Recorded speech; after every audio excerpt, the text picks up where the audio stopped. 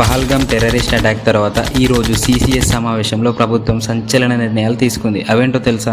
సింధు నది జలాల ఒప్పందం రద్దు, పాకిస్తాన్తో 1960 సంవత్సరంలో కుదిరిన నీటి పంపకం ఒప్పందాన్ని తక్షణమే నిలిపివేసింది. పాకిస్తాన్ సరిహద్దు ఉగ్రవాదానికి మద్దతు నిలిపే వరకు ఈ సస్పెన్షన్ కొనసాగుతుందని భారతదేశం స్పష్టం చేసింది. అటారీ వద్ద ఉన్న ఇంటిగ్రేటెడ్ చెక్ పోస్ట్ ను తక్షణమే మూసివేశారు. సరైన అనుమతులు కలిగి ఉన్న వ్యక్తులు మే 1, 2025 లోపు ఈ మార్గం ద్వారా తిరిగి వెళ్లవచ్చు. పాకిస్తాన్ జాతీయులు ఇకపై ఎస్ఏఆర్సీ వీసా మినహాయింపు పథకం కింద భారతదేశానికి ప్రయాణించడానికి అనుమతించబడరు. ఈ పథకం కింద గతంలో జారీ చేసిన వీసాలన్నీ రద్దు చేయబడతాయి. ప్రస్తుతం ఈ వీసాపై భారతదేశంలో ఉన్న పాకిస్తాన్ జాతీయులు 48 గంటల దేశం విడిచి వెళ్లాలని ఆదేశించారు. న్యూఢిల్లీలోని పాకిస్తాన్ హై కమిషన్ లో ఉన్న డిఫెన్స్, మిలిటరీ, నేవల్, ఎయిర్ అడ్వైజర్లందరినీ ఎర్సన నాన్ గ్రాటిగా ప్రకటించారు మరియు వారు ఒక వారంలో భారతదేశం విడిచి వెళ్లాలి. ఇస్లామాబాద్ లోని భారత్ హై కమిషన్ నుండి భారతదేశం తన డిఫెన్స్, నేవీ మరియు ఎయిర్ అడ్వైజర్లందరినీ కూడా ఉపసంహరించుకుంటుంది మరియు 2 హై కమిషన్లోని స్థానాలను రద్దు చేసినట్లుగా పరిగణిస్తారు. అన్ని దళాలు అప్రమత్తంగా ఉండాలని సిసిఎస్ ఆదేశించింది. పహల్గామ్ దాడికి పాల్పడిన వారిని న్యాయస్థానానికి తీసుకొస్తామని మరియు వారికి మద్దతిచ్చిన వారిని కూడా బాధ్యులను చేస్తామని స్పష్టం చేసింది. జమ్మూ కాశ్మీర్ లో జరిగిన ఉగ్రవాది దాడి నేపథ్యంలో భారత ప్రభుత్వం తీసుకున్న ఈ నిర్ణయాలు గట్టి స్పందన సూచిస్తున్నాయి. కంటెంట్ ఇన్ఫర్మేటివ్ గా అనిపిస్తే వీడియో లైక్ చేసి వెంటనే ఛానల్ కి సబ్స్క్రైబ్ అయిపోండి.